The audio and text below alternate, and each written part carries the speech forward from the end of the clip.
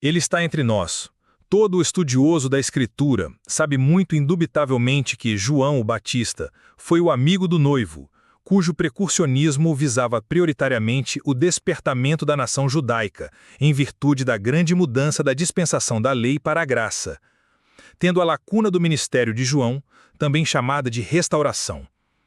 O surgimento deste ministério, não da pessoa, já estava predito em Isaías 40, 700 a.C., onde no verso 3º é dito: Voz do que clama no deserto, preparai o caminho do Senhor. Quando essa profecia recai sobre João, este é interrogado pelos judeus e em Mateus encontramos o seguinte, Mateus 3,3, que diz: Sou o enunciado do profeta Isaías. Lembramos com um grande grito que este precursor, amigo do noivo, declara que seu precursor viria logo, e tão próximo foi o episódio que apontou: Eis o Cordeiro de Deus, que tira o pecado do mundo. A dispensação da restauração possui sempre um único líder. Tendo sido esta principiada por João, ninguém seria na mesma superior a João, que batiza o próprio Filho de Deus, e sabemos, o maior batiza o menor. No Antigo Testamento, possuímos a história de um homem, Elias, o tesbita, que proclamou pelo levante de um novo altar a restauração de Israel, trazendo como marca epigrafada sua acirrada e interminável luta contra o sistema governamental e contra todo o sistema religioso judaico, plenamente apoiado pela elite, governos e magistratura. Este Elias, ora levado ao céu em carruagem de guerra, deixa cair em terra sua capa, símbolo de ministério, deixando claro que Deus ainda levantaria novamente sobre a terra o mover deste ministério, o qual certamente esteve também na vida de João. Pois a semelhança do antigo Elias, denunciou também os pecados de governantes em terras judaicas, o que lhe rendeu também a coroa do martírio. Em Mateus 17, temos adjuntamente a Elias e a Moisés, a transfiguração de Jesus o Cristo, que recebe instruções sobre sua morte em Jerusalém. E após tamanha revelação, é questionado, visto os escribas afirmarem que, antecedente ao Salvador e Messias, Elias deveria manifestar-se primeiro.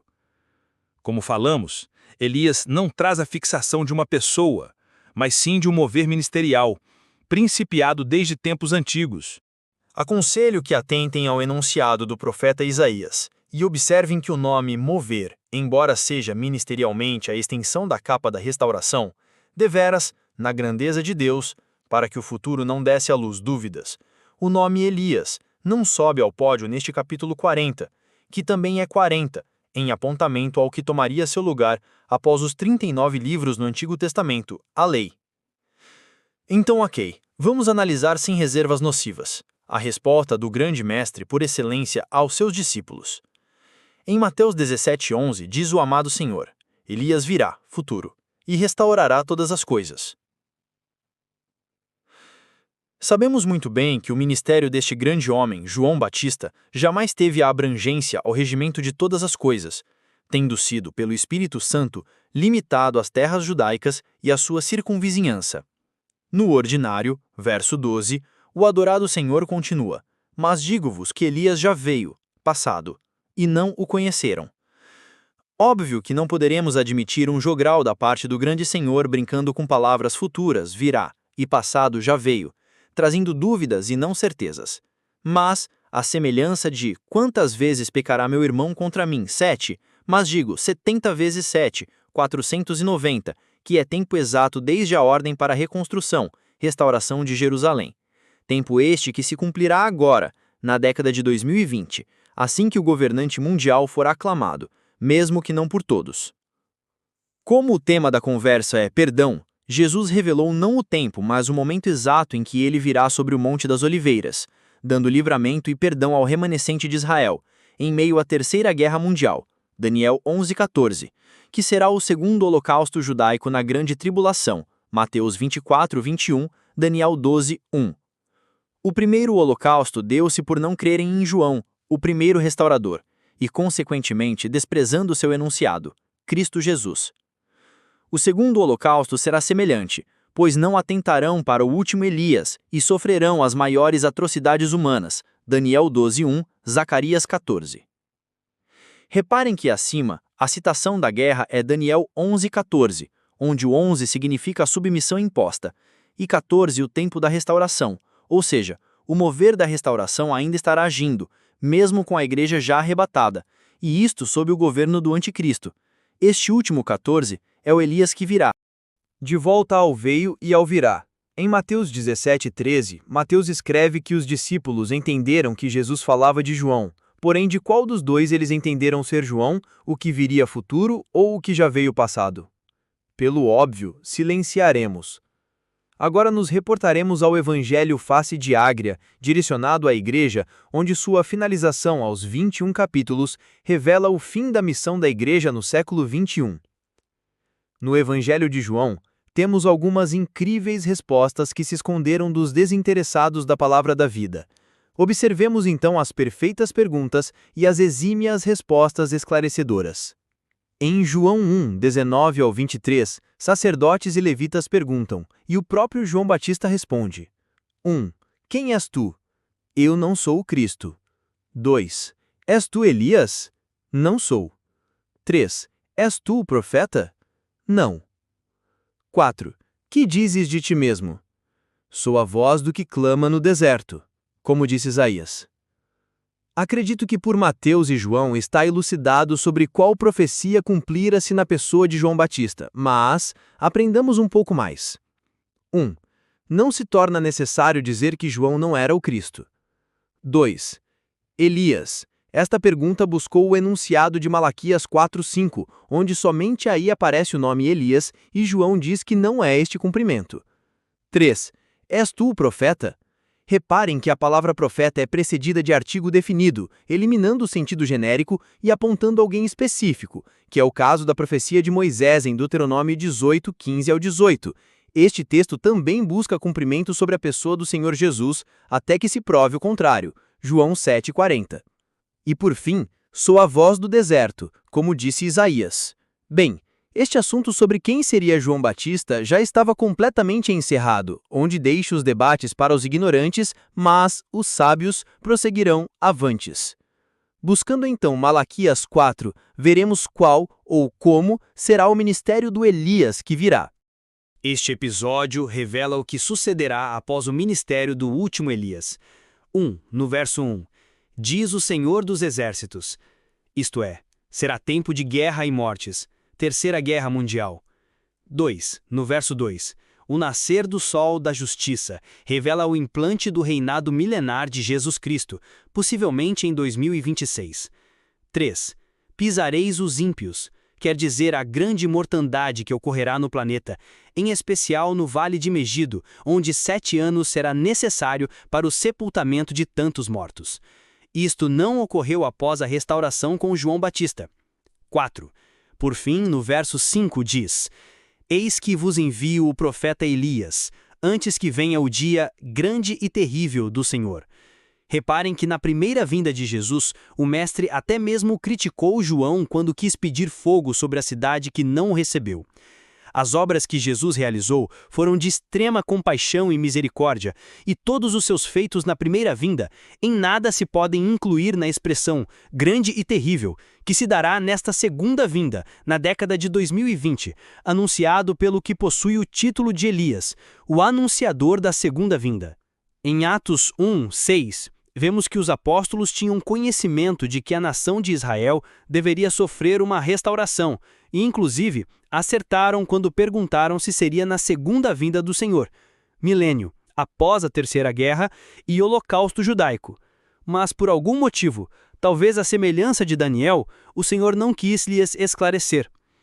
O Elias do Antigo Testamento e João Batista demonstram uma inquebrável vertente ministerial, no que tange às relações governamentais injustas. Nunca se assentaram às mesas dos governantes, tampouco jamais se associaram aos que praticam cultos aos demônios. Digo, qualquer outra religião que não fosse as suas. Assim, em Isaías 41:25, temos o privilégio em saber todos os que verdadeiramente foram e serão encontrados na capacitação de receberem o ministério da voz da restauração, que são os que denunciam o mal e que, ante as leis humanas, Constituição e jurídico, apresentam o completo desprezo. A título de complemento, por questão de estar fundido o arrebatamento dentro da mesma dispensação da segunda vinda, que é a dispensação do reinado do Anticristo, o mesmo anunciador do retorno também anuncia o arrebatamento, recebendo então mais um título, o grito da meia-noite. Atentem na parábola das 10 virgens, Mateus 25, que todas as igrejas adormecem, mas o grito não é contado como igreja, senão seria também visto como uma adormecida. No antônimo do que está para se manifestar, esse tempo da graça, 2000 anos desde a fundação da Igreja, é sem dúvida de uma inefável misericórdia, pois para alertar o mundo e as igrejas, 50 processos por intolerância religiosa, confronto com o governo. A casa 2 vezes invadida pela Polícia Federal, 2 cadeias, sem retrocesso, de próprio punho escrevo e assino. Sacerdote Tupirani, o grito, o último Elias. E continuo. Sofonias 1:15, Mateus 24:29, Zacarias 14:6 e 7, declaram que o sol escurecerá. Isto nada mais é do que um eclipse solar, visto que o mesmo ocorreu na crucificação de Jesus, isto por 3 horas. Este mesmo eclipse já está marcado para ocorrer no ano de 2026, vede Google. Acessem restauração.net. Vejam isto. Mateus 5:11 e 12, João 17:14, Pedro, Paulo, Tiago, João, Estevão, Tomé, Elias, Micaías, Isaías, Jeremias, Zacarias, Tupirani, Jesus Cristo, todos homens perseguidos, presos e assassinados. O que, pois, você pensa ser a religião do Evangelho, cujo símbolo é um homem assassinado pelo Estado organizado, mesmo após seu líder, Pilatos, declarar: "Não vejo nele culpa." Lucas 23:22. Não se preocupem, não sou mercenário, a aula é de graça. Já expliquei porque o Evangelho da Águia possui 21 capítulos. E o porquê da águia disse de suas ações comportamentais, tais como ninho nas rochas, voos acima das tempestades e até mesmo a inexistência de predadores, exceto o próprio homem, ficando então explicado que o único capaz de destruir, aniquilar a Igreja é o próprio homem, a respeito do qual, sem santidade, a Igreja não subsiste. Ainda sobre o 21, temos no Evangelho face de leão, símbolo da tribo de Judá, no capítulo 21, a entrada triunfal de Jesus em Jerusalém, pois será exatamente agora, neste século 21, que Jesus Cristo adentrará a cidade, para que, de Sião, saia a lei para todos os povos, conforme Miqueias 4:1 ao 3, Zacarias 8:3-8, 8, etc. A maior revelação do retorno de Cristo no século 21 está na sua própria morte, desaparecimento e ressurreição na manhã, alta madrugada, do 3º milênio, dia, onde temos 2 dias, 2, consumados, mais o início 1 do 3º, formando então o seu ressurgimento em 21, Oséias 6:1-2. Há muito que ser ensinado, mas basta isto para que vos prepareis. Ele vem sem demora. Atentai quanto a isto.